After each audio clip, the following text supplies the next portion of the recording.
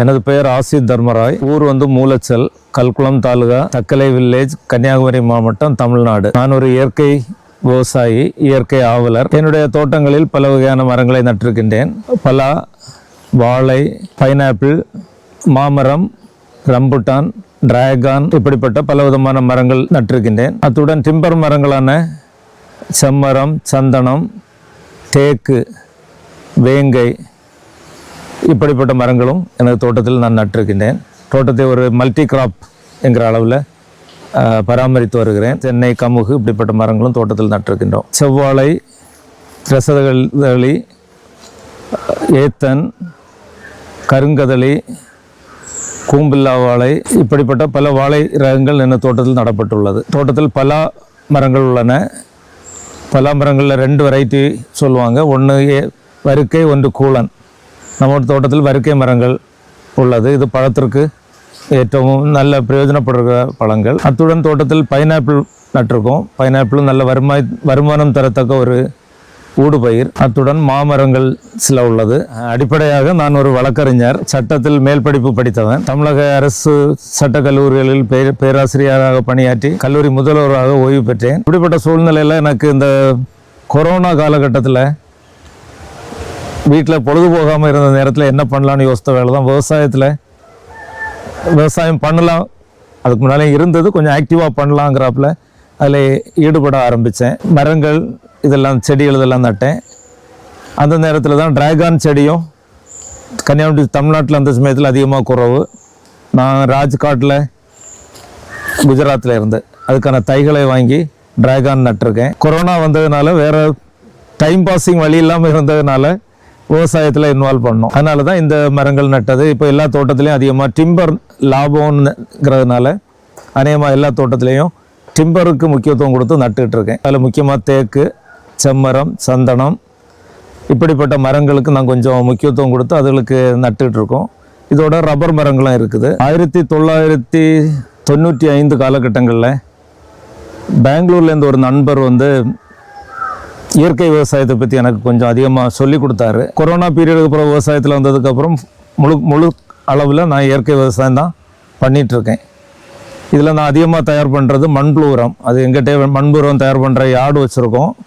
மாட்டு சாணம், கரிஞ்ச இலைகள், இதுகளெல்லாம் யூஸ் பண்ணி மண்புழு உரம் தயார் பண்ணுறோம். வேஸ்ட் டீகம்போசர் அதை வாங்கி அதையும் உரமாக தயார் பண்ணிகிட்ருக்கோம். அப்புறம் இந்த புண்ணாக்கு கரைசல் ஒன்று மெயினாக தோட்டத்துக்கு யூஸ் பண்ணுறோம். இப்படிப்பட்ட இயற்கை பல ஜீவாமிர்தெல்லாம் தயார் பண்ணியிருக்கோம்.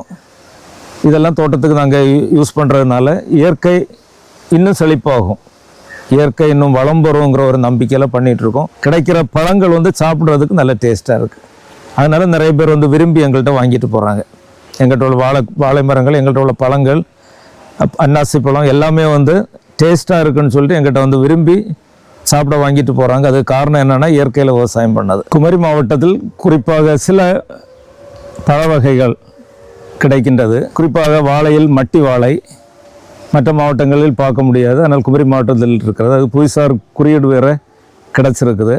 சாப்பிட்றதுக்கு மனத்தோட வித்தியாசமாக இருக்கிற ஒரு பழம். அதே போல் இன்னும் முக்கியமான ஒன்று ஆயினிச்சக்கை. குமரி மாவட்டத்தில் ஆயினிச்சக்கைன்னு சொல்கிறோம். மற்ற மாவட்டங்களில் இதுக்கு பல பெயர்களை சொல்கிறாங்க. இருந்தாலும் அதிகமாக இது கிடைக்கிறது குமரி மாவட்டத்தில். சக்கை போல் சின்ன உருவத்தில் இருக்கும். அதை பழுத்த பழத்தை பிரித்தோமானால் உள்ளால் சின்ன சின்ன சுளையாக சக்கையில் இருப்பது போன்ற மஞ்சள் நிறத்தில் சின்ன சின்ன சுளைகளாக காணப்படும்.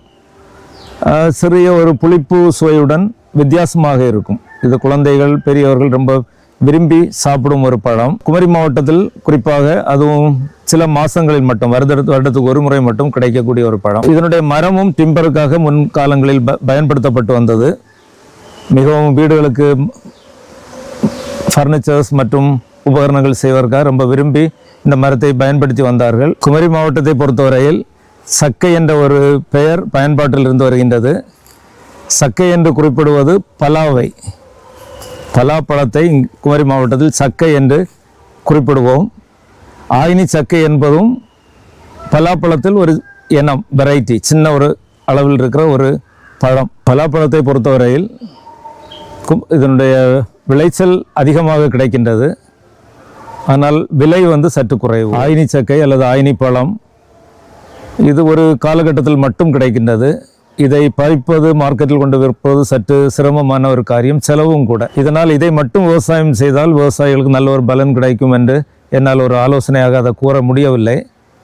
இதற்காக நாங்கள் என்ன செய்கிறோம் என்றால், இந்த தோட்டத்தில் ஒரு மல்டி கிராப்பாக வருங்காலத்தை கணக்கில் கொண்டு தேக்கு, செம்மரம், சந்தனம், வேங்கை, மகாகனி இப்படிப்பட்ட மரங்களை அந்த தோட்டங்களில் நடும்போது சுமார் ஒரு 15 வருஷம் 20 வருஷம் ஆகும்போது நல்ல ஒரு வருமானம் இந்த மரங்கள்லேருந்து கிடைக்க வாய்ப்புண்டு.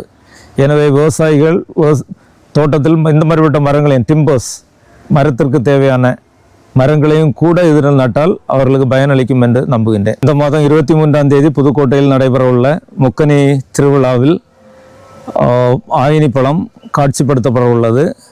அத்துடன் மா, பலா, வாழை போன்ற பல வகைகளும் அங்கு காட்சிப்படுத்தப்பட இருக்கின்றது. விஞ்ஞானிகள், வல்லுநர்கள், பல துறையை சார்ந்த இயற்கை விவசாயிகள் மற்றும் விவசாயிகள் பலர் இதில் கலந்து கொள்ள உள்ளார்கள். நீங்களும் இதில் கலந்து கொண்டு உங்கள் விவசாயம் தொடர்பான உங்களது சந்தேகங்களையும் நிவர்த்தி பண்ணி பல ஆலோசனைகளையும் பெற்றுக்கொள்ள ஒரு வாய்ப்பாக இருக்கும். எனவே அனைவரும் இதில் கலந்து கொள்ளுமாறு அன்புடன் கேட்டுக்கொள்கிறேன்.